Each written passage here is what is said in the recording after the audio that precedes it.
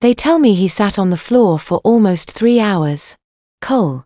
My husband. The man who once told me I had no instinct for business. 3 hours on the polished pine boards of a workshop he had never set foot in while my mother was alive. And where by then he no longer had a key. The window he came in through was small and high and old. He had not broken it so much as leaned on it until the latch gave. A polite kind of breaking. The kind a man does when he still believes he is the one being wronged. They tell me his phone rang the entire time. 47 calls. His lawyer. His sister Camille. His father's old golfing buddy down at the bank. Every single one of them had seen the same video. By that point it had been on Instagram for 6 hours and every wedding planner in Charleston was sharing it with the caption, "I'm sorry. I have to." He didn't pick up once. Outside. Somewhere over on King Street. A saxophone player was busking near the city market for tip money. Inside the brass clock my mother had hung in 1998 kept counting. A small brown moth. The kind that gets in through a torn screen and forgets how to leave. Beat itself against the bare bulb above her cutting table. Cole sat with his back against the plaster and looked at the empty places where the mannequins used to stand. There were 12 of them. He counted them twice. He told me later, much later, that this was the moment he finally understood he had never owned anything in his entire life. I want to be very clear about something. I was not there. I was not standing across the street with binoculars. I was not watching through a hidden camera. I was in a hotel room 4 blocks away with my father and a young woman named Skylar Wren eating cold lo mein out of a takeout box and listening to the city quiet itself for the night. But I knew exactly what my husband looked like in that empty room because I had designed the silence he walked into down to the moth. 3 months earlier, I would have stopped him. 3 months earlier, I would have driven over there with a broom and a bottle of Windex and a wifely little smile and I would have cleaned up the broken glass before the morning shift came in. 3 months earlier my whole life was a series of small careful cleanups I performed on behalf of a man who never once noticed they were happening. So here is who I was before any of this. My name is Tessa. Tessa Marlowe Briggs. Though I have been quietly thinking of myself as Tessa Marlowe again for some weeks now. I am 31 years old. I keep the books for a mid-size commercial construction firm in Charleston, South Carolina. 43 contractors. 6 suppliers. 2 insurance carriers. 1 foreman who tries to expense his lunch as job site materials every other Thursday. I know what a missing zero looks like. I know what it sounds like when a number is lying. I have known these things since I was 9 years old. The year my mother first sat me down at her cutting table and showed me how to tally bolts of Dupioni silk by weight. I should have known what my husband was. I have spent 4 years asking myself why I didn't. The kindest answer I have come up with is this. There is a particular kind of woman who has been trained very gently and very early to see what is in front of her and then look politely away from it. I am that kind of woman. Or I was. The morning of our 5th wedding anniversary, I drove down to my mother's workshop on Trad Street the way I always did on Saturdays. I had been doing this for almost 4 years. I had never told Cole. He thought I was at Pilates. The workshop was a converted carriage house tucked behind a 3-story brick row set back from the street in a way that made it easy to forget. My mother had bought it in 1994 with a small inheritance from her own grandmother and she had run it alone for 30 years. Eleanor Marlowe. People in this town used to say she could cut a wedding gown out of a dream and a dinner napkin, and I am not exaggerating. That was a real sentence I heard a real florist say at a real dinner once. My mother had laughed at it. Then she had stopped laughing and looked at her hands for a long time without saying anything. She had been dead for 4 years and 11 days. I unlocked the workshop the way I always did. I did not turn on the overhead lights. I drew the east curtain instead and let the October sun do the work. The dust came up off the bolts of silk in a slow gold drift. The clock said 11. The smell of dried lavender. The kind my mother used to braid into the linings of her storage bags. Came up to meet me the way a cat comes to meet you when you have been gone too long. I went to her safe. A 1960s Mosler in army green dented at one corner from a moving day my father had cursed about for a week. 140,872. My mother's birthday. Inside, wrapped in tissue paper the color of moonlight, was the dress she had made for me the year I turned 16. She had made it the year I told her I was never getting married ever. She had made it anyway. There was a sealed envelope tucked next to it that read, "For Tessa when she's ready," in her left-handed cursive. I touched the tissue paper. I did not unwrap the dress. I did not open the envelope. I had done this same small ceremony every Saturday for 47 Saturdays in a row. I told myself I would open it the day I was ready. I told myself a lot of things. I closed the safe. I locked the workshop door. I cranked both deadbolts. Then I drove back across the Cooper River to the house I shared with my husband, and I put on a charcoal grey gown that he had picked out for me at a Saks in Atlanta, and I let him zip it up the back with a half smile in the mirror. He told me I looked tired. He always told me I looked tired. The party was at the Wentworth Mansion. 800 guests. A string quartet from the College of Charleston playing Etta James because Cole had requested it without irony. A champagne tower 7 tiers tall. Pink gardenias floating in every silver bowl on every white linen table. Cole stood up at exactly 9 o'clock and tapped his glass and gave a speech about how I had built our beautiful life with him from nothing. Which was a strange way to put it. The down payment on our first house had come out of my mother's life insurance and 3 years of me refusing to buy myself lunch. I stood next to him on the small platform and I smiled the smile I had been practicing in the bathroom mirror since I was 27. Not a real smile. A smile shaped like the kind of woman who does not under any circumstances cause a scene. When he was done, I stepped down off the platform and walked toward the ladies' restroom at the far end of the spa wing. I needed a count to 10. I needed to reset my face.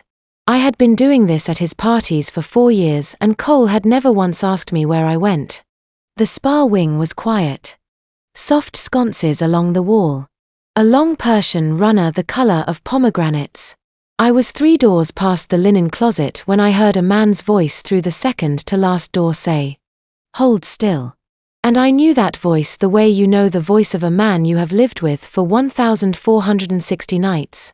And I knew, instantly, that my husband was not speaking to a woman the way a man speaks to a woman. He was speaking to her the way he spoke to a contractor who had set a beam wrong. I should have kept walking. I had walked past 1,000 things by then. The cologne I had not bought him. The late nights at sites that were not on his project list. The credit card statements with the round numbers I had never asked about. I had become so very good at walking past. Instead, my hand landed on the doorknob of the spa room before my brain had time to talk it out of anything. The door opened maybe 4 inches. Just enough. Cole was on one knee on the Persian runner. The girl's name was Skylar. I would learn that later. What I saw first wasn't her face. I never even looked at her face. What I saw first was the dress. Dupioni silk. The cream of an old wedding photograph. A princess seam tucked tight at the waist the way only one set of hands in the entire state of South Carolina had ever known how to tuck it. Carolina jasmine guipure at the collar. 3 little blossoms running in a curve over the right shoulder. A curve I could have drawn in my sleep because my mother had taught me to draw it the year I was 9. And at the inside of the elbow. 3 crossed stitches my mother used to call her secret signature. Anyone who sews these who is not me, she had said, is lying. Cole's hands were not on Skylar's waist. They were on the fabric of the waist. There is a difference, and any woman who has ever been measured for a wedding dress knows it. He was checking the seam. He was tugging the dart. He was treating that girl's body the way an upholsterer treats a chair. My husband was not having an affair. My husband was fitting a strange young woman with my dead mother's stolen work. The sound that came out of me was not a scream. It was the kind of small quiet sound an accountant makes when she finds the missing zero. A flat little where. Cole looked up, and for the first time in our entire marriage, I watched my husband become afraid of me. I pushed the door the rest of the way open. I did not raise my voice. I have never raised my voice once in my life. I asked him one question, and I asked it the way I would ask a vendor about an invoice that did not add up. Where did she get the dress? Cole. Tess. Baby. This isn't what you think. I am not asking you why she is here. I do not care why she is here. I am asking you about the dress. The Carolina jasmine. The stitch at the elbow. Where? Skylar opened her mouth. She got as far as the word daddy before Cole's hand came up in a small sharp gesture in her direction, and she closed it again. He stood up too fast. His knee made a sound like a cabinet drawer that has not been opened in years. He took my arm above the elbow and pulled me out of the spa room and into the hallway, and we were halfway to the main ballroom before he realized that the double doors at the end of it were standing wide open. 800 people on the other side of those doors. He turned to face me. He did the half smile he had been practicing in front of his fraternity bathroom mirror at 24. You are embarrassing me. Tess. I have not said a word yet. Cole. You are embarrassing yourself. I am not the one embarrassing my mother. The Carolina jasmine on that bodice was hers. You know it was hers. You knew when you put that girl in it. His hand came across my face so fast I did not have time to duck. The sting was less than I had expected. The sound was louder. His wedding ring caught the seam at the right shoulder of my gown and tore it. The heel of my left shoe gave under the shift in my weight and snapped clean off. I did not fall. I want to be specific about this part. I have spent 4 years not falling. I have a kind of muscle for it now. What I did was straighten up slowly. The way my mother used to straighten up after being told her life's work was just a little hobby. I looked at Cole, and then I looked very deliberately past Cole through the open doors of the ballroom into the room where 800 faces had just turned all at once in the absolute silence of people who are realizing in real time that they are about to become witnesses to something they will tell their grandchildren about.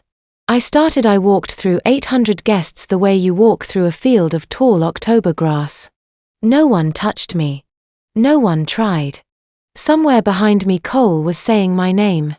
I could not hear him very well over the sound of my own pulse counting itself out the way I had counted bolts of silk by weight at 9 years old, the way I had counted contractor invoices for 4 years, the way I had counted without ever quite admitting it to myself every single small thing my husband had taken from me and from my mother and called his own.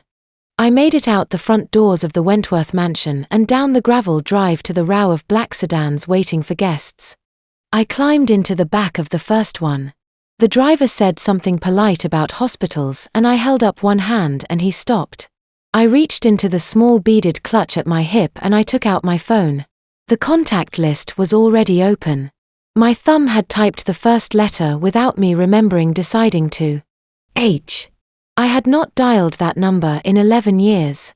The screen went bright in the dark of the back seat. I pressed it before I could change my mind. It rang once. It rang twice.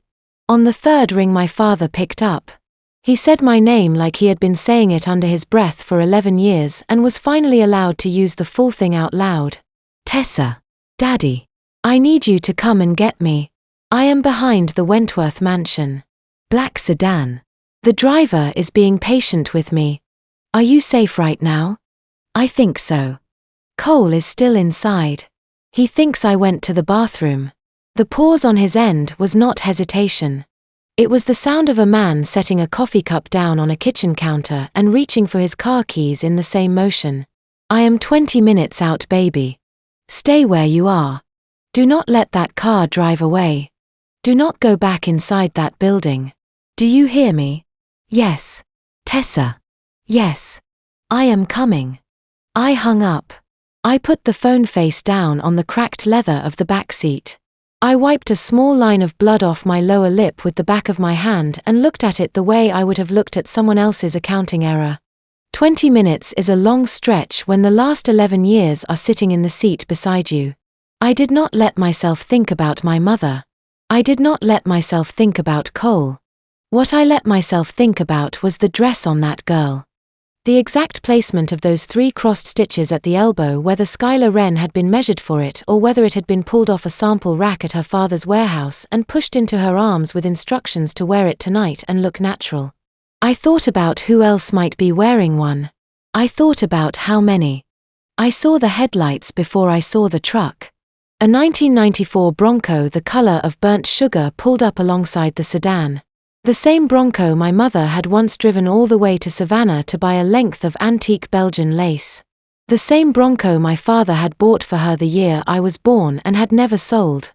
Not after the divorce. Not even after she stopped speaking to him. The driver's side door opened. He got out without slamming it. I had not seen Hank Marlowe in 11 years and 4 months. He had gone grey in a way I had not been ready for.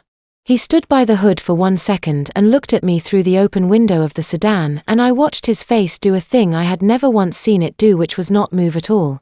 He paid the driver in cash from a money clip my mother had bought him. He helped me out of the back seat. He took off his old field jacket and laid it across my shoulders without saying a word about the torn seam at my collar or the snapped heel in my hand or the cut on my mouth. He walked me around to the passenger side of the Bronco and opened the door and waited until my belt was clicked in before he closed it. We did not speak for the first 20 minutes.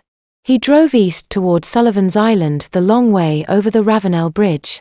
Halfway across he pulled onto the right shoulder, put the truck in park and turned to face me.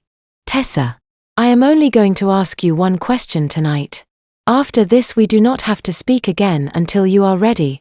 Are you done with him?" I looked out at the black water under the bridge. "Or is this a fight you want to win and then go back to?" The honest answer took me about 8 seconds to find. They were the longest 8 seconds of my life. "Daddy, I am done, but I want everything my mother ever made back. Every dress. Every drawing. Every dollar. I want her name on a building before I die." He nodded once. "Then we are not going home tonight. We are going to your workshop. It is 2 o'clock in the morning. That is the right time for it." He put the truck back in drive. We turned around at the next exit and headed west toward Trad Street toward the carriage house. I had not let another living human being inside of in 4 years. I had not taken him there since before my mother got sick. I would only find out a week later that he had been paying the electric bill on it for 48 months without ever telling me. He had paid it every month from the day she died until the day his daughter finally called him. The workshop smelled exactly the way it had smelled when I was 9 years old. He stood in the doorway a moment too long, his hand braced against the frame, and I pretended very hard to be looking somewhere else. A grown man does not need a witness for the first thing his face does in a room he has been avoiding for a decade. When I turned around, his eyes were red and his shoulders had set. I went straight to the safe. I had touched the tissue paper around that dress every Saturday for 47 Saturdays. I had never once lifted the envelope tucked beside it. I lifted it now. My hands were shaking, which annoyed me because shaking was not a thing my hands did. The envelope had a small wax seal she had pressed with her thumbnail. I broke it. Inside was a brass key smaller than a hotel key attached by a piece of waxed string to a round green plastic tag. On the tag in her left-handed cursive were 2 lines. King Street Self-Storage. Unit 14B. Everything I could not say is here. I held the key in my open palm and looked at my father. "Did you know about a storage unit, Daddy?" He shook his head slowly as though the motion took effort. "Your mother kept her secrets in layers the way she layered her dresses. There was always one more piece of fabric underneath the one you thought you were looking at. They open at 6 o'clock. Then we wait until 6 o'clock. We waited 4 hours in that workshop." He made coffee in her old percolator on the hot plate by the window. I sat at her cutting table with the torn gown still on and pulled my iPad out of the small beaded clutch at my hip and opened a folder I had been keeping on it for almost 4 years. I had named the folder in case. Cole used to laugh about it. He used to call them my paranoid little folders. "You and your spreadsheets, Tess. You and your safety nets. Loosen up." Inside in case was a complete photographic record of every contract he had ever asked me to sign during our marriage. Every joint bank statement. Every routing number for every construction client he had ever billed. Every email I had ever flagged as feeling slightly off. I had not collected these things because I suspected him. I had collected them because I had been raised by a woman who got cheated out of her life's work by her business partner, and I had learned by watching her grief that the only weapon a careful woman can carry is documentation. I ran a search. Wren. The first hit came up at the top of the list. Wren Textile Holdings LLC. Wire transfer. April 3rd, 2 years ago. $12,000. Memo line contractor materials Beaufort job. There had not been a Beaufort job in April 2nd years ago. I had run payroll that quarter. There had been exactly 2 active sites and neither of them was in Beaufort. I scrolled down. There were 47 of them. 47 wire transfers from our joint checking account.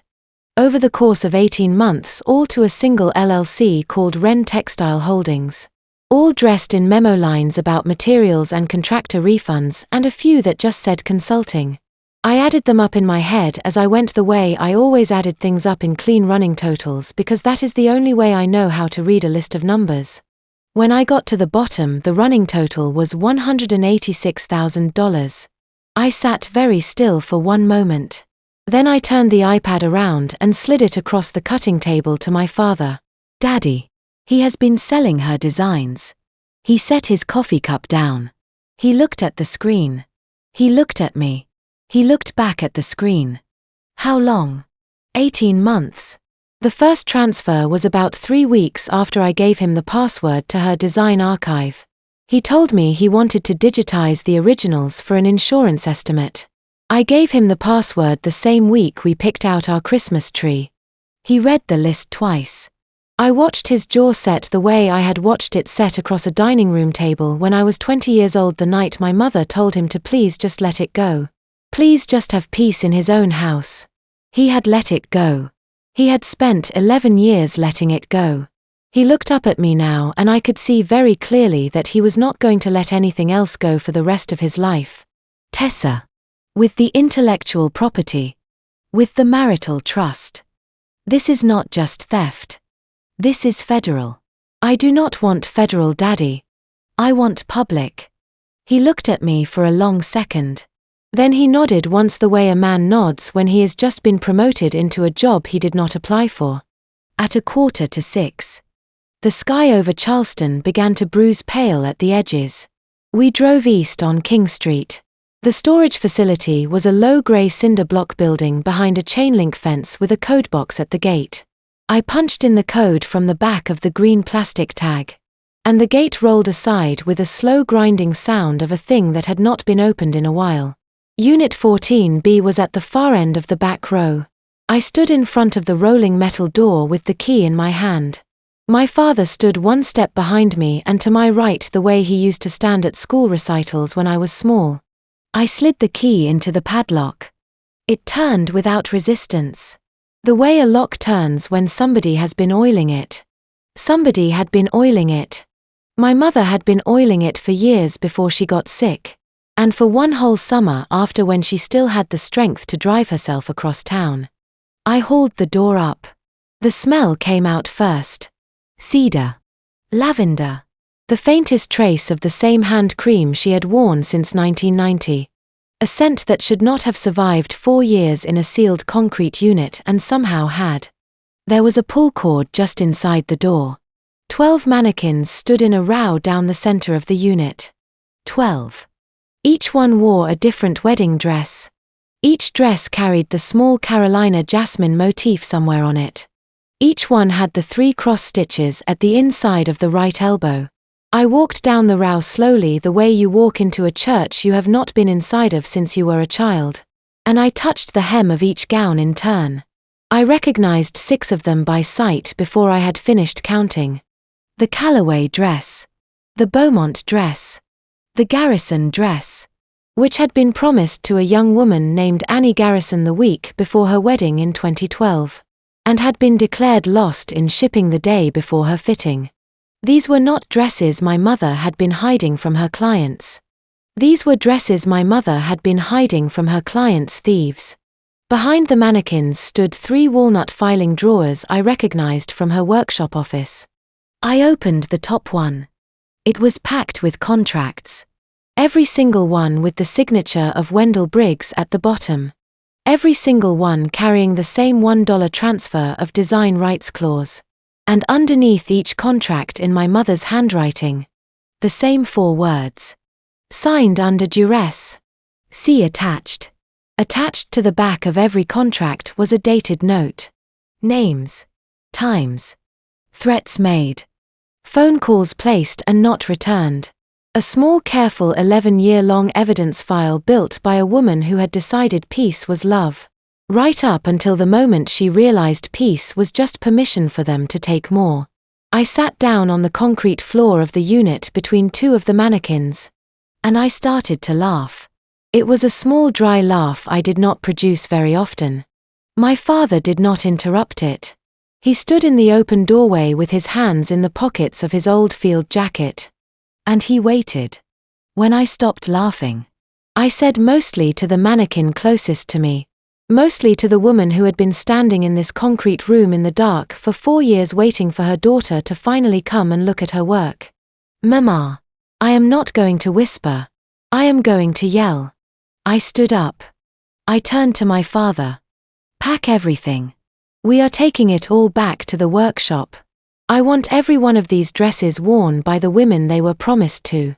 I am going to find them. All of them. All 23. There is a list. I did not have the list yet. I would have it before midnight on Friday. But I did not know that part yet because I did not know yet that there was one more piece of fabric underneath the one I thought I was looking at. And that it was waiting for me very patiently in the gap between 2 ceiling beams in the workshop on Trad Street. What I knew standing in the doorway of Unit 14B at 6 o'clock on a Sunday morning in October was the simplest thing I had ever known. My husband was about to find out who my mother had really been. And so was I. The number she never erased. Part 3. By Tuesday morning, the 12 mannequins from Unit 14B were standing in a half circle in the back room of my mother's workshop. And I was learning how to be a different person inside my own skin. I had not slept much. I had not gone home.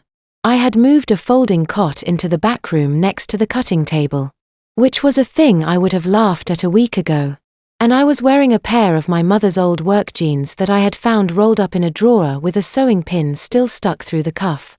The pin made a small pricking spot at my ankle every time I sat down. I left it there.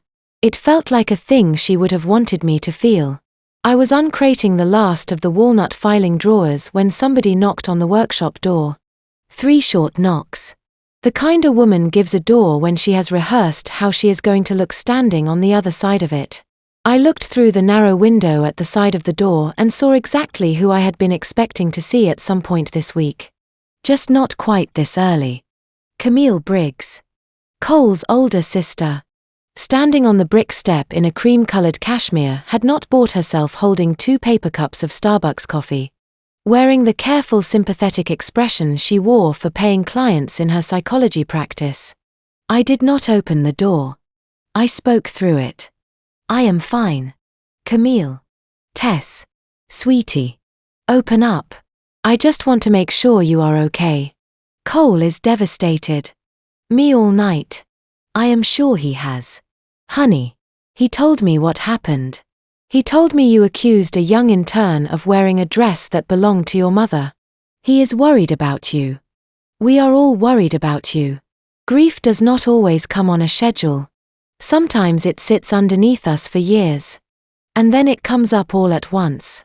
And we see things that are not really there.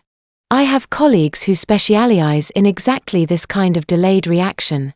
I let the silence stretch a beat or 2 longer than was polite. Then I unlocked the deadbolt, opened the door 6 in and stood in the gap. I did not step back to invite her in. Camille, I have one question for you. And I want you to take your time answering it. Have you ever heard of an LLC called Wren Textile Holdings? The flicker in her eyes was small. It was the same flicker I had watched a foreman on a Beaufort job site make 6 years ago when I had asked him about a load of lumber that did not match the invoice. It was the involuntary kind. The kind that lives in the muscles around the eye and is half a second faster than the part of the brain that decides to lie. She caught up with herself in less than a second. Her face went smooth. I have no idea what you are talking about. Sweetie. Camille. You are a clinical psychologist. You went to school for years to learn what a tell looks like on someone else's face. So did I. I went to school for accounting, which is a different program with the same final exam. She did not have a follow-up ready for that. I closed the door and turned the deadbolt while she was still standing on the brick step holding 2 cups of coffee that were probably already cold. I heard her heels go back down the carriage house path a minute later. I heard her car door close. I heard her drive away.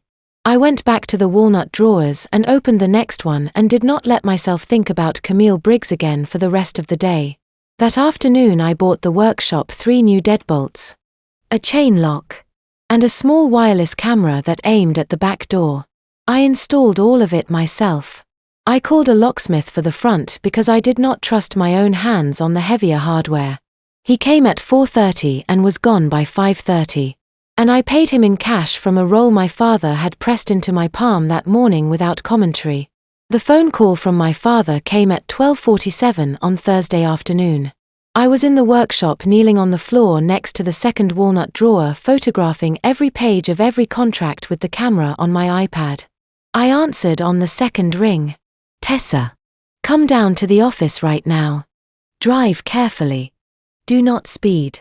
His office was a small 2-room walk-up above a bayfront wine store he had been renting on a month-to-month lease since the day he retired from the federal prosecutor's office. He had not used it in 2 years. He had used it the entire morning.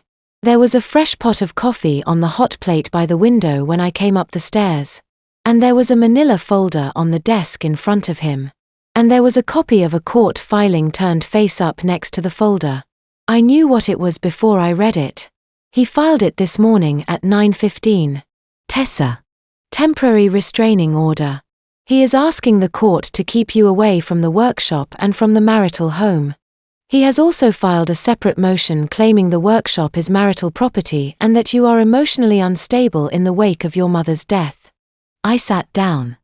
The wooden chair across from his desk had not been sat in for 2 years. And it gave a small protesting sound under me. What is the basis? The basis is your sister-in-law. He turned a page in the manila folder and slid an affidavit across the desk to me. The signature at the bottom was Camille Briggs. M.D.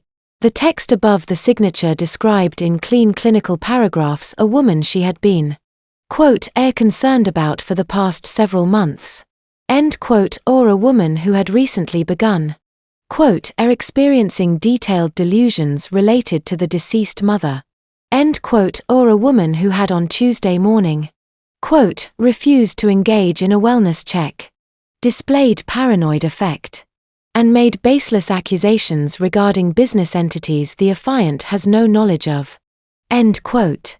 2 cups of cold Starbucks coffee, a flicker in the eye, a drive back across the river. An affidavit on a clinical letterhead by Friday morning.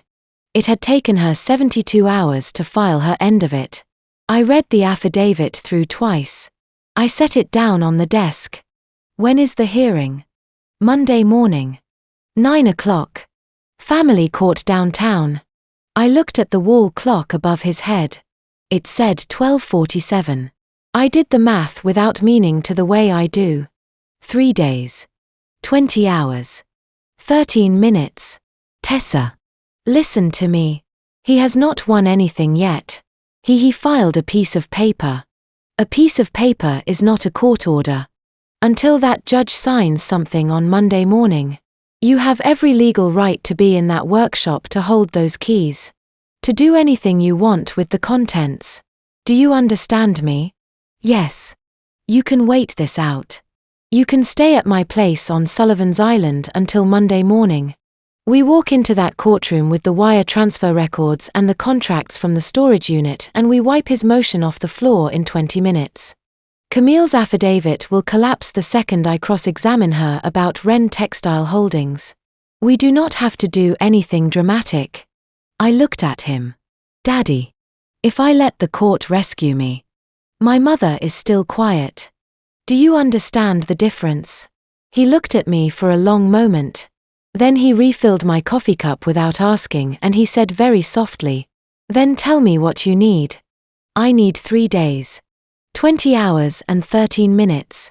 I drove back to the workshop on Trad Street and I walked the perimeter of every room and I checked every lock I had installed. I checked the back door camera. I checked the windows. I made a list on the back of an envelope of every single thing I would have to do between now and Monday morning at 9 o'clock in the order I would have to do it, with a small estimated time budget next to each line, the way I would have built a project schedule for one of the construction firm's larger jobs. The list ran to 19 items. I did not get to start working on it. The knock on the front door came at 8:15 on Friday night. I was halfway through item 6. It was a soft knock, lower on the wood than Camille's knock had been and slower. The knock of a person who was not entirely sure she was in the right place. I looked through the side window. A young woman was standing on the brick step. She was wearing jeans and a thin grey cardigan, and she was holding a small brown leather portfolio against her chest like a shield. Her hair was pulled back. Her eyes were red along the bottom rim. I recognized her face the instant I saw it, even though I had only ever seen it once from inside a half-open door at the end of a spa hallway in the wrong light, wearing the wrong dress. It was the girl. Skylar Wren. I stood there with my hand on the deadbolt and tried to decide who exactly was standing on my brick step. The mistress Cole had been propping up like a mannequin. The daughter of the man who had been buying my mother's stolen work for 18 months. The wedge that Cole's lawyer was probably going to use against me on Monday morning. None of those things were good things to open my door for. Then she said through the wood in a voice that was not the voice of any of those things. "Mrs. Briggs. My name is Skylar. I came to give you something and then I am going to leave. You do not have to let me in." I stood there for one more second. Then I unlocked the door. She did not come inside. She held the brown leather portfolio out across the threshold with both hands, the way you would hold out a baby bird. "This is the production catalogue of Wren Textile Holdings. Every dress my father has manufactured for the last 18 months. 247 patterns. I took it from his office on Wednesday night. He has not noticed yet because he is in Atlanta until Sunday. I took it. I did not open it on the step. I held it the way she had held it, against my ribs. Why? Because I am a senior at SCAD Atlanta. I study pattern making. The first time I saw the cream silk gown on the rack at my father's warehouse, I noticed there were 3 cross stitches on the inside of the right elbow. I had never seen a stitch like that before. So I went home and I looked it up. It took me a week. I found a piece my mother had clipped out of a Charleston magazine in 2007. There was a profile of a designer named Eleanor Marlowe. The piece talked about her signature. The cross stitch. 3 of them at the inside of the right elbow. I went back to my father's warehouse and I went through every single sample on every single rack. Every one of them had it. She stopped to breathe. I did not know what to do. I am 24 years old. My father pays my tuition. He pays my rent in Atlanta. He told me Mr. Briggs was a good man. An investor. Someone I should be polite to. He told me to wear the cream silk gown to your anniversary party. He told me Mr. Briggs had asked for it specifically. He said it was good business. I did not understand what that meant until your husband took me into a room at the Wentworth mansion and started fixing the seams on a dress I was supposed to be wearing in front of you. Why are you here tonight? Skylar. She pressed the heel of her hand against her right eye for a moment. Her wedding ring caught the porch light. It was a small old-fashioned solitaire on a band of yellow gold, and it was the kind of ring a young woman wears when an older man has picked it out himself and called it sentimental. My wedding is on Sunday.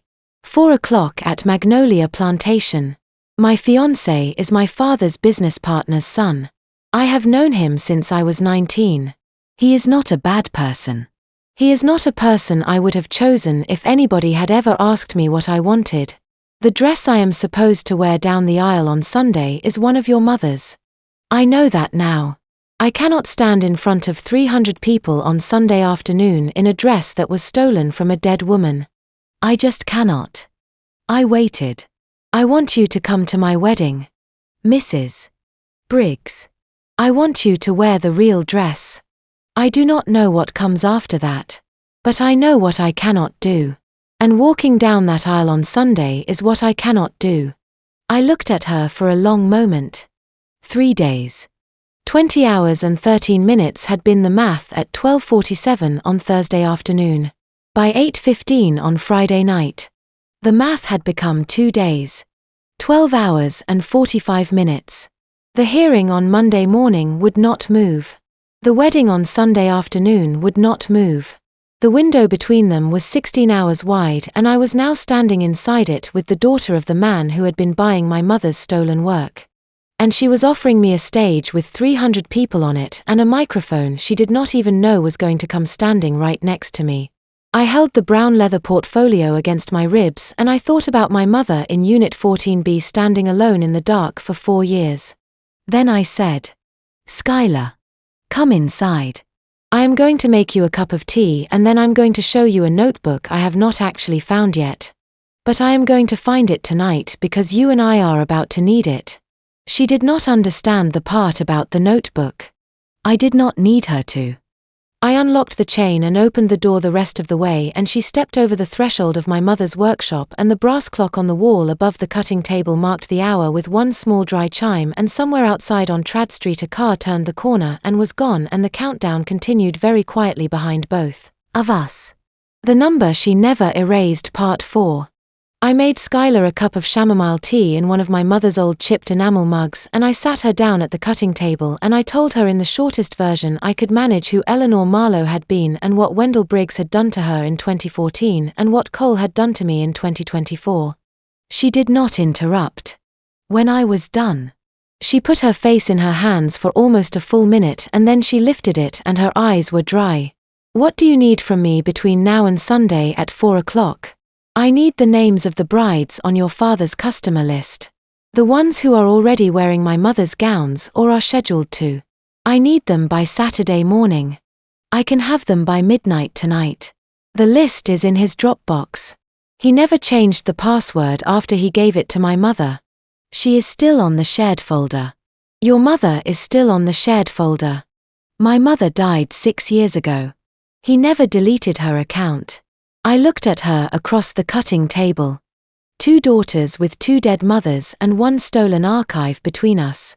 I did not say any of that out loud.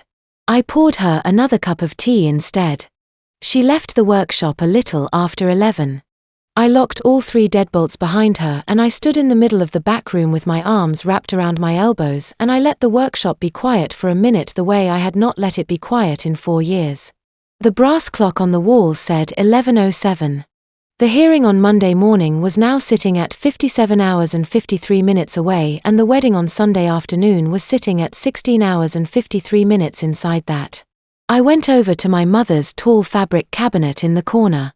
It was 7 feet of dark walnut with 6 deep drawers down the front and 1 tall cupboard at the top, and I had not opened the top cupboard one time in the 4 years since she had died. The last words she ever spoke to me had been about the top shelf. I had told myself every Saturday morning for 47 Saturdays that I would open that shelf when I was ready. Tonight I was going to find out what she had meant because there was no more Saturday after this one. I dragged the wooden stool from the cutting table over to the cabinet. I climbed up. The top shelf was empty. I ran my hand all the way to the back of it. I ran my hand along the sides. I ran my hand along the underside of the shelf above it. There was nothing on the shelf. There had never been anything on the shelf. I had waited 4 years to look at a piece of empty wood.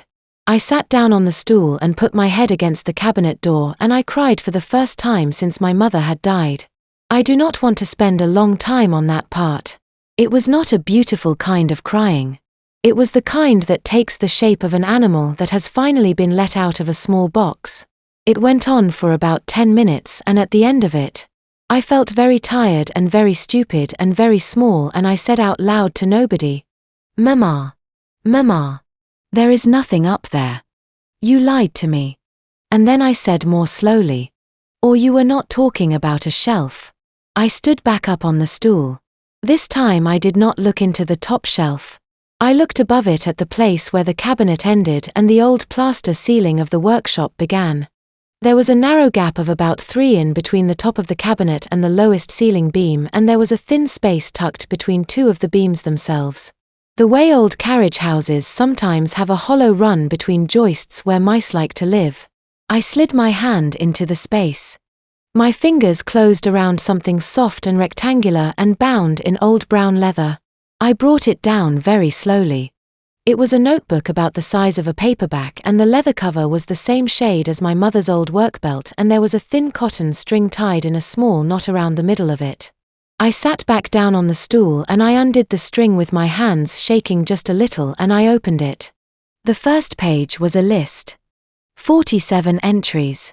Each one was a description of a wedding gown designed by month and year with the name of the bride it had been promised to written in the right-hand column. Callaway 2009. Beaumont 2010. Garrison 2012. The full archive of every dress my mother had been forced to sell to Wendell Briggs for $1 each. 47 of them. 23 brides. Some women got more than one dress on the list because some of them had ordered bridesmaids' gowns and rehearsal gowns alongside the main piece. The next 20 pages were photocopies.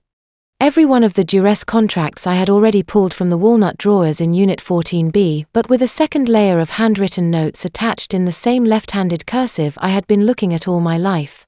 Every threat. Every phone call. Every time Wendell Briggs had come into her workshop with a man she did not know and stood too close to the door. Every time she had been told that if she did not sign the workshop on Trad Street would burn down at 3 o'clock in the morning while she was sleeping above it. He had said that. He had used the word burn. She had written it down that night. The last page was a letter. She had not dated it. She had written it in her best handwriting. The slow, careful kind she used for the inside hems of her bridal gowns.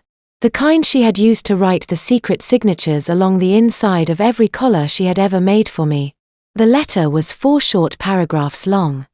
My darling Tessa, if you are reading this, then I am gone and somebody has hurt you. I am sorry. I knew this day might come. I should have fought 11 years ago. I did not because I was tired and afraid and because I told myself peace was love. It was not. Peace is sometimes just the permission you give people to take more. The dress in the safe is for you. I made it the year you turned 16.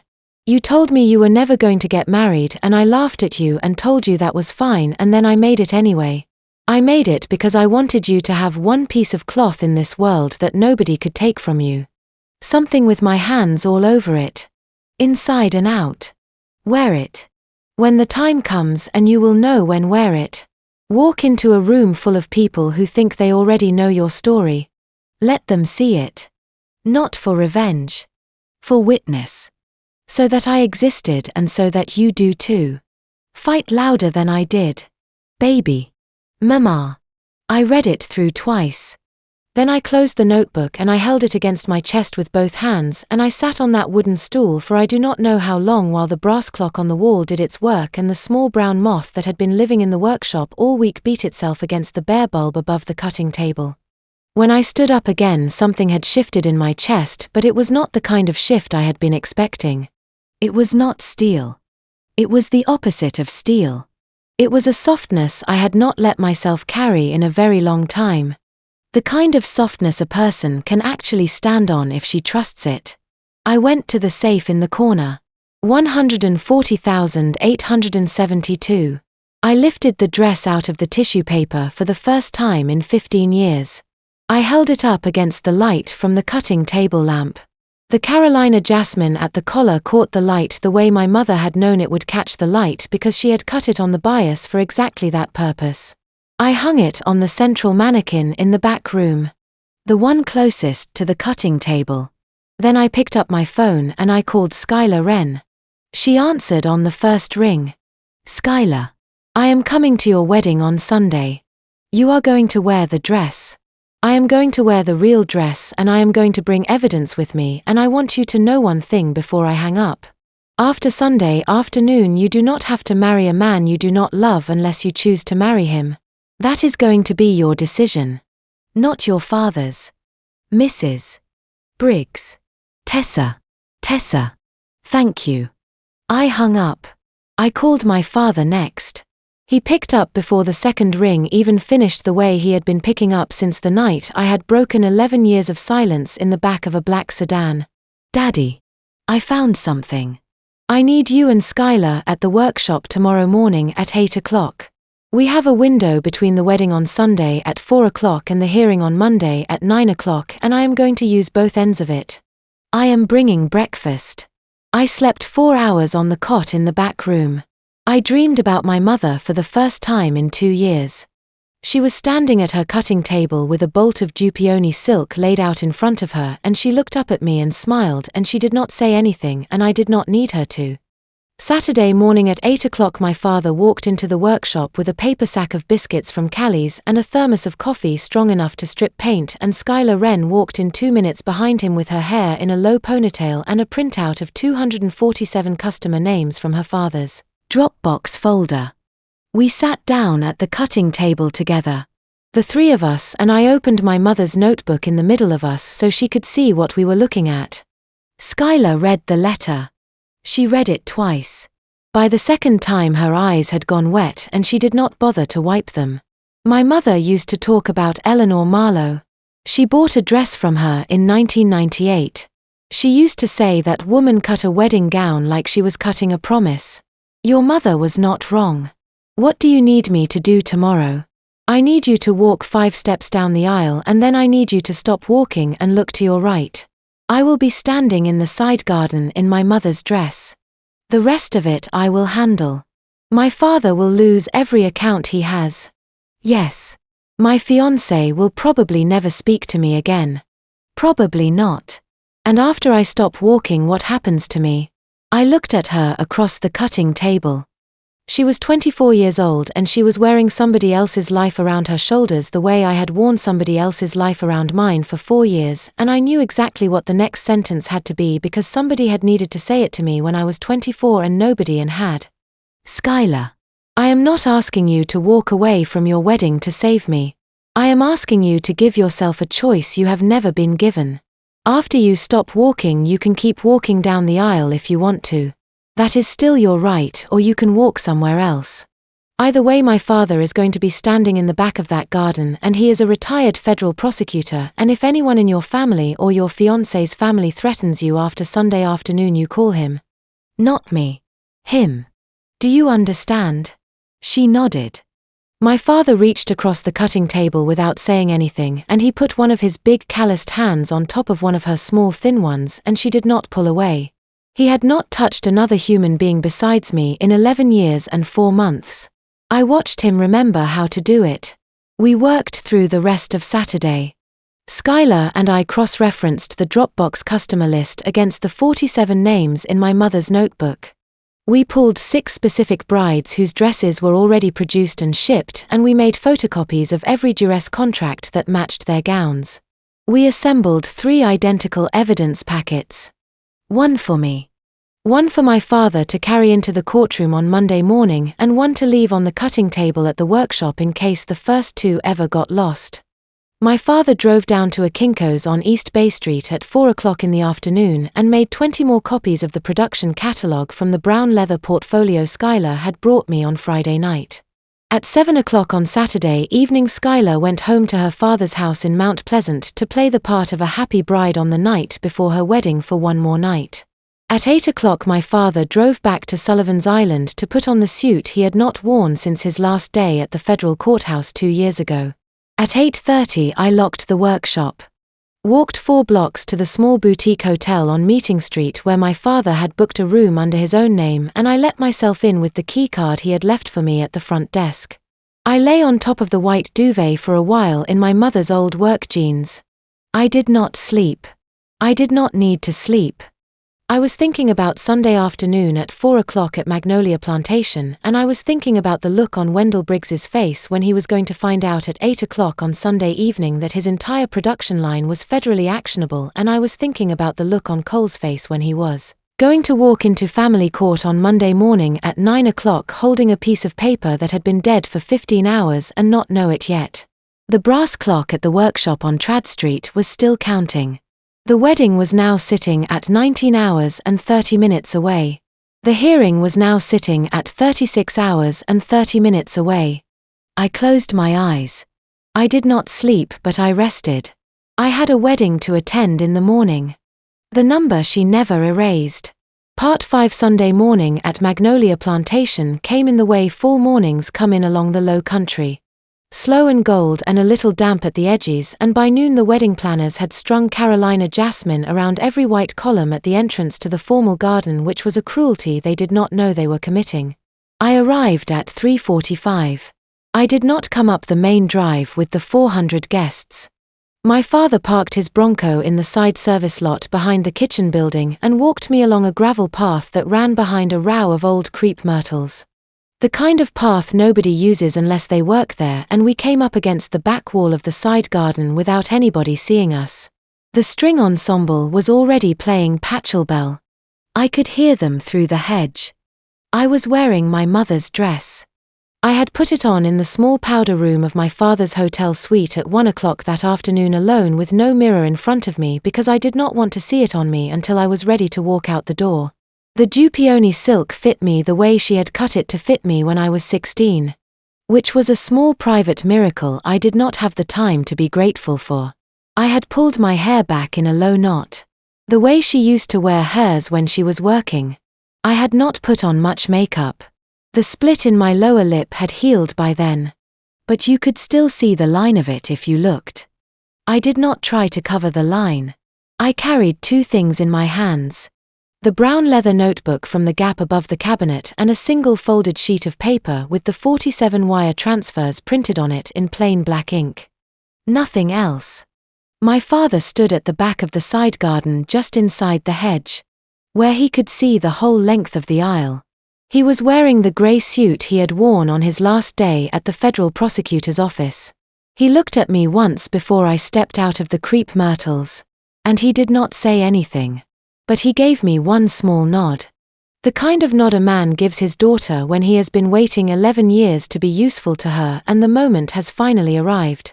The string quartet shifted to Wagner. I could see Cole through a gap in the hedge. He was sitting in the third row of white folding chairs on the right-hand side of the aisle, dressed in the same tuxedo he had worn to our anniversary party 8 days ago. Smiling politely at a woman beside him I did not recognize. He thought I was at home breaking.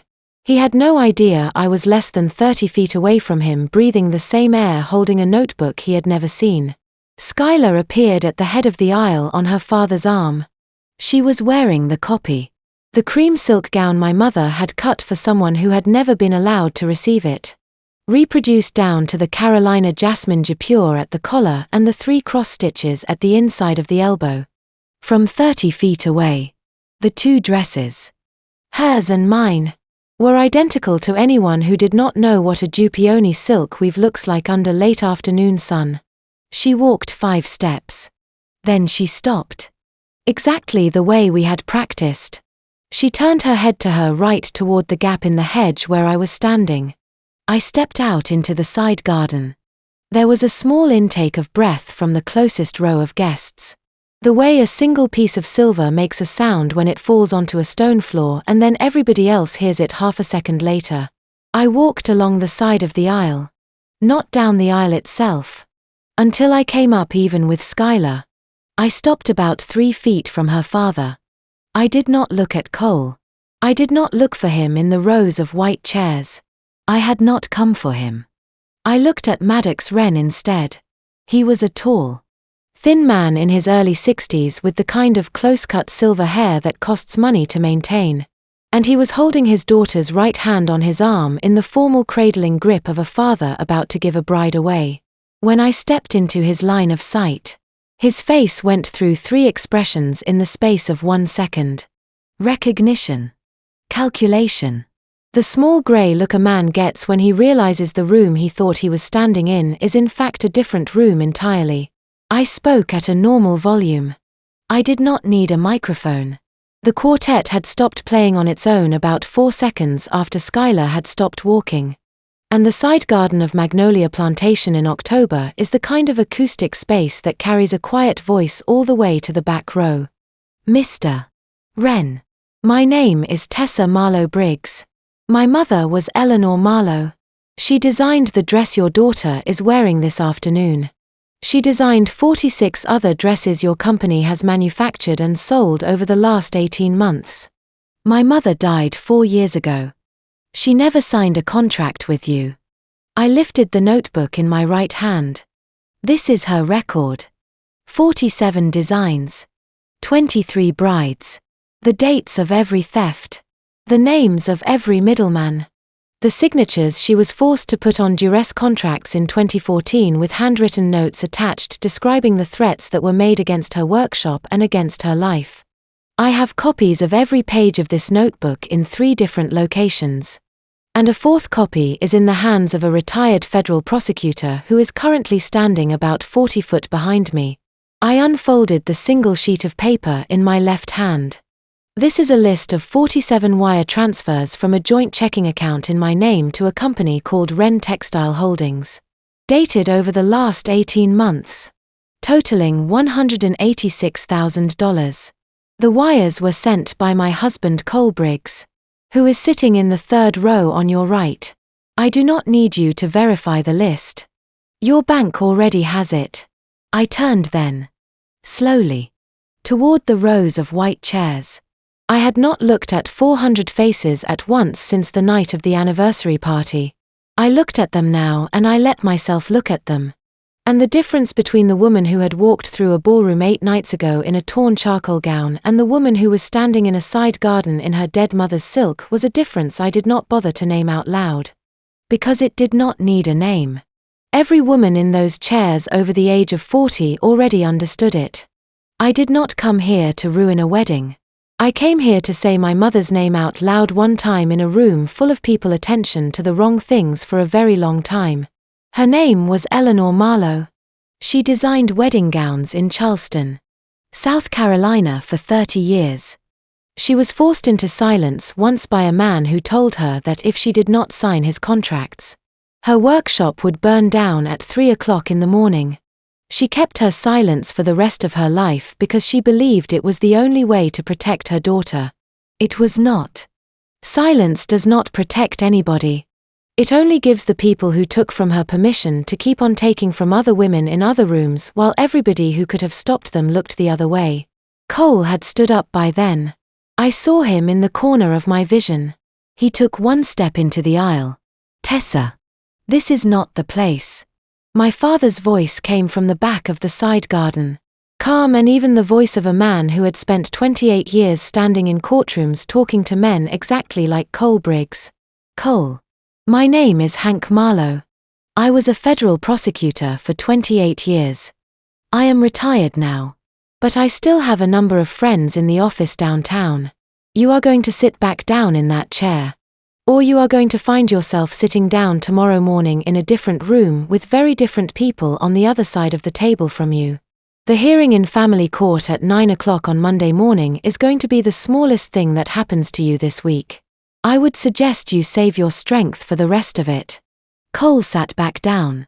He sat back down because every single person in those 400 white chairs was holding up a phone. And every single one of those phones was filming. And the video was already going to be on Instagram before the sun set over the Ashley River. And there was nothing he could do with his hands or his face or his voice that was not going to make the next 24 hours of his life dramatically worse. I turned back to Skylar. She let go of her father's arm. She did not say it loudly. She said it the way a young woman says a sentence she has been afraid to say for most of her adult life and has just discovered she is allowed to say after all. Daddy. I am not getting married today. Maddox Wren opened his mouth and closed it and opened it again. Nothing came out. He looked at his daughter. And then he looked at me. And then he looked at the 400 phones. And then he looked down at the brick path under his polished black shoes. And that was the answer. I held out my hand to Skylar. She took it. We walked off the side of the aisle together. Two women in two versions of the same dress. One of us in the original and one of us in the copy. And we went out through the gap in the creep myrtles the way I had come in. My father fell into step behind us. Nobody followed us. Nobody tried. The Bronco was waiting at the end of the gravel path with the engine running. What happened to Cole that night I would only learn later in pieces from people who had been there and from the camera I had installed at the back of the workshop on Trad Street the Tuesday before. He left Magnolia Plantation about 20 minutes after we did. He did not go home. He drove straight to the workshop on Trad Street with the same chain of car keys he had been carrying since I had married him. And he tried the front door. And the front door did not open for him because I had paid a locksmith $400 on Wednesday afternoon to make sure it would not. He went around to the back. The back door did not open for him either. He stood under the small wireless camera I had mounted above the back lintel for almost 3 minutes. And then he walked along the side of the carriage house until he found the small high window with the old latch. He leaned on the window until the latch gave. He climbed inside. The workshop was empty. I had moved every mannequin, every bolt of silk, every walnut filing drawer, and every photograph of my mother into a rented storage unit on the other side of the river the day before. The only thing left on the cutting table was a single sheet of paper with my handwriting on it. It said, "Cole, this workshop was never yours. It was never mine. Either. It always belonged to my mother. I have brought her home. The hearing on Monday morning is still happening at 9 o'clock. Do not forget your tie. Tessa." The camera footage shows him reading the note. It shows him walking the perimeter of the back room, slowly touching the empty places where the mannequins had stood the way a man touches the outline of a room he has just realized he has never been inside of. It shows him sitting down on the polished pine boards with his back against the plaster. And it shows him sitting there for almost 3 hours while his phone rang 47 times and he did not pick up. I did not need to see the footage to know what was on it. I had designed the silence he walked into. Down to the moth.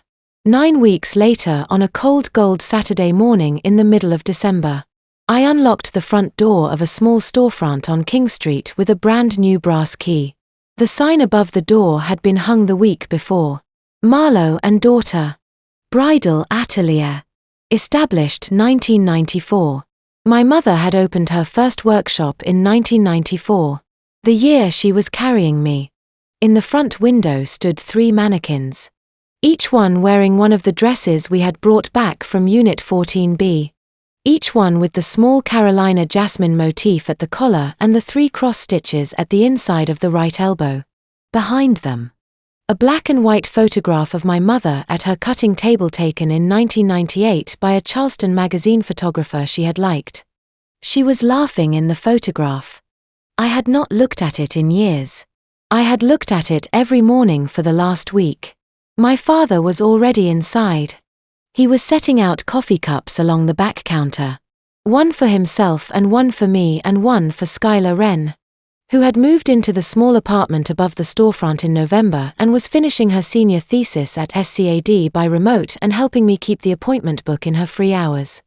She came down the inside staircase as I came in the front door and she gave me a small wave from across the room and I gave her one back. The first appointment of the morning was a woman named Margaret Calloway. She was about 50 years old with kind, tired eyes and a wool coat she had clearly bought a long time ago and kept very carefully. I had spoken to her on the phone 3 weeks ago after I had cross-referenced her mother's name on my mother's list. She had told me in a voice that was trying very hard not to break that her mother had ordered a wedding gown from Eleanor Marlowe in 2009 and the gown had been declared lost in shipping a week before the wedding and her mother had gotten married in a borrowed dress and her mother had died of cancer last spring without ever knowing what had happened to the dress she had wanted. I had told Margaret Calloway that the dress was not lost. I had told her that her mother's dress had been waiting for almost 16 years in a concrete unit behind a chain-link fence on King Street for somebody to come and find it. I had told her she could come on Saturday morning and try it on if she wanted to.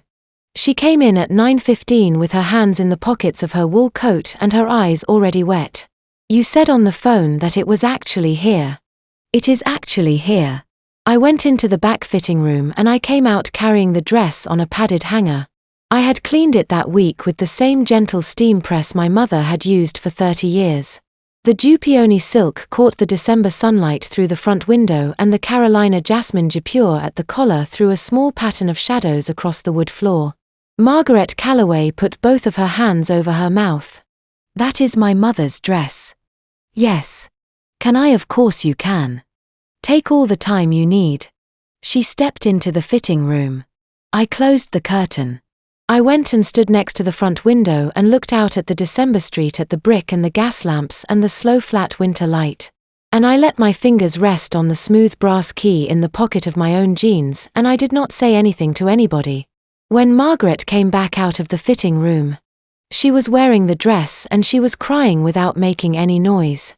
And when she walked over to the long mirror at the back wall and looked at herself in it, she did not see a 50-year-old woman in a 16-year-old gown. She saw her mother. I could tell by the small breath she took. The kind a person takes when they have just been visited by somebody they had been certain they would never see again. She turned around. "How much do I owe you for this?" "You do not owe me anything for this. Your mother already paid for it in 1998 plus interest. Take it home." My father came up to the front window and stood next to me. He did not say anything. He put one of his big calloused hands on my shoulder. The way he had put it on my shoulder in the office above the wine store on the day my mother's case had become my case. He let it rest there for a long second. "Thank you for coming, Daddy. I have been waiting 11 years for that phone call. Baby. Thank you for making it."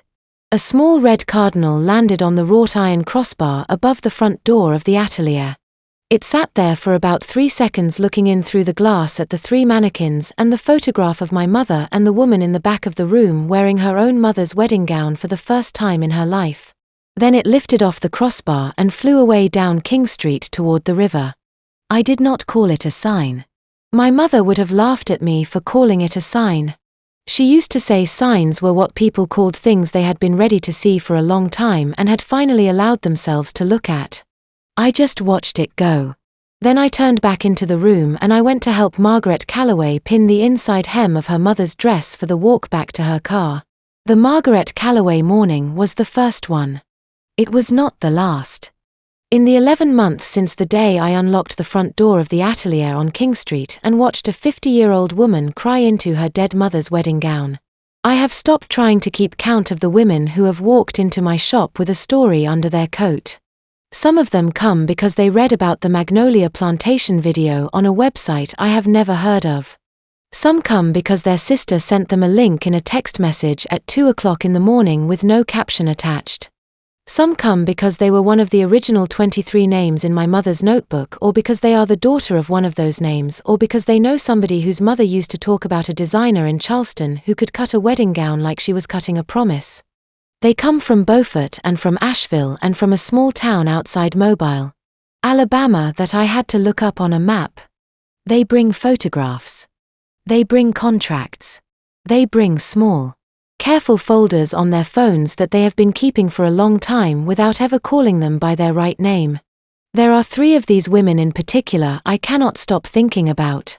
3 doors that opened from the atelier. 3 stories that did not end on the day Skylar Wren let go of her father's arm in a side garden in October. I want to tell you about them because I have come to understand that the part of my mother's story I thought was the ending was actually only the first room in a much larger house. The first woman walked through my door on a Tuesday morning in April, 4 months after the atelier opened. Her name was Lindy Burrows and she was 28 years old and she had driven up from Savannah with a 4-year-old daughter buckled into a car seat in the back of a Honda Civic that needed new brake pads. She was a dental hygienist. Her husband was a regional sales manager for a medical device company. She had seen the Magnolia video on her cousin's Facebook page in November, and she had watched it 11 times in a row, and then she had spent the next 4 months building her own folder on her own phone in a new app she had downloaded specifically because her husband would never think to check it. She came into the atelier that morning with the folder open in her hand, and she put it down on my counter, and she said in a voice that did not shake, "I do not need a wedding gown. I need to know how you knew when it was time to call your father." Her 4-year-old daughter was holding a small stuffed rabbit and looking up at the mannequins in the front window. I closed the atelier for the morning. I made Lindy a cup of tea. I did not give her advice. I gave her my father's business card, and I told her that documentation is the quietest weapon a careful woman can carry, and that the people who love her are still waiting for her phone call, and that she did not have to be ready today, but she did have to be ready before her daughter started kindergarten in the fall, because little girls learn how to be loved by watching how their mothers are treated. Lindy left the atelier that afternoon with my father's card in her pocket and a name written down for a forensic accountant in Atlanta. I do not know yet how her story is going to end, but I know that Lindy Burrows was not in the back of a car bleeding from her lip when she finally made her phone call. She made it from her own kitchen table with her daughter asleep upstairs 3 weeks before her 31st birthday. She made it because she had been allowed to see in a video that went viral on a Sunday afternoon in October that another woman just like her had survived it. That is the lesson of Lindy Burrows. When you are brave out loud, you give other women permission to be brave quietly. Your courage is never just yours. It belongs to every woman who has not yet found hers. The second woman did not walk through my door at all. She walked back out of one. Her name is Skylar Wren, and you have already met her. What you do not know is what happened to her after she let go of her father's arm in the side garden at Magnolia Plantation and rode away from her own wedding in the back of my father's old Bronco. Her father lost every wholesale account he had within 6 weeks. Her fiancé did not speak to her again, which turned out to be a kindness she had not expected. She moved into the small apartment above the atelier in November and finished her senior thesis at SEAD by remote, and she designed her first original collection that spring under her own name. Not her father's, and she sold 3 of those gowns to brides who had specifically asked for her and not for me. The lesson of Skylar Wren is harder than the lesson of Lindy Burrows, and I think it is the one that needs to be said out loud the most. Sometimes the woman who has been used as a weapon against you is also a hostage. Sometimes the girl your husband paraded in front of you is 24 years old and tired and trapped in a different version of the same house you are trying to escape. You do not have to forgive her. You do not have to like her. But before you spend the rest of your life hating her, ask yourself one quiet question. Who told her to wear that dress, and what did they threaten her with if she said no?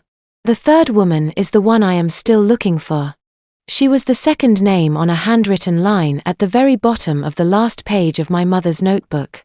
The page I almost did not turn over because I thought I had already read everything she had to tell me. The line said only Beaufort. Tall Pines Church. Ask for Norma. She still has my last sketchbook. I have driven down to Beaufort 3 times since June. I have walked into a small Baptist church surrounded by tall pines on a quiet 2-lane road, and I have asked a kind older woman behind a sign and sheet whether she knew anybody named Norma who used to be friends with a dressmaker out of Charleston in the early 2000s. The first 2 times I came home empty-handed. The third time in late September. The woman behind the sign and sheet looked up at me for a long second and said, "Norma does not come to church anymore. She has not come for almost 20 years. Her husband does not let her drive." She gave me an address. I drove past the address slowly twice. I did not stop the car. I am still working out how to walk up to that front door without making things harder for the woman on the other side of it. My father is helping me think it through. The lesson of Norma is the one I have not finished learning yet. It is the one I want to share with you most of all because it is the one that does not have a tidy ending. Some women cannot make the phone call yet. Some women are still trapped in the kind of marriage where the front door does not open from the inside. The fact that you walked out of yours does not mean she can walk out of hers tomorrow. What you owe her is not impatience. What you owe her is presence. You go and you sit on her porch. You leave a note in her mailbox. You learn her grocery store. You become a small steady fact in the landscape of her life so that on the day she finally finds the courage to look up, you are already standing where she can see you. These are the 3 doors that opened after my mother's story ended. I am telling you about them tonight because I know there is a Lindy listening to this somewhere in a quiet kitchen at midnight, and a Skylar listening to it in the back of a car she does not want to be in, and a Norma listening to it through the static of an old radio in a house she has not been allowed to leave in years. I cannot reach all 3 of them by myself. I cannot even reach one of them by myself. But you can. So, before you turn this off and go on with the rest of your evening, I want to ask you something. Which of these 3 women is sitting in your own life right now? Is she the brave one with the folder on her phone who just needs somebody to tell her she is not crazy? Is she the young one who got used as a weapon and is now being treated like the villain of a story she did not write? Is she the trapped one whose front door does not open from the inside? The one who needs you to become a steady fact in her landscape until she is ready to walk out? You probably know which one she is. You probably knew before I finished asking. Tell me about her in the comments below in one sentence with no name and no details that could ever hurt her. Tell me what she needs. Tell me whether you have already started being the person who makes it possible for her to leave. Somebody else listening tonight is going to read your sentence and recognize her own situation in it, and she is going to make feel a little less alone, and that is how this works. That is the only way it has ever worked. My mother spent 11 years writing a notebook nobody read until it was almost too late. I am asking you to write one sentence tonight that somebody else will read in time.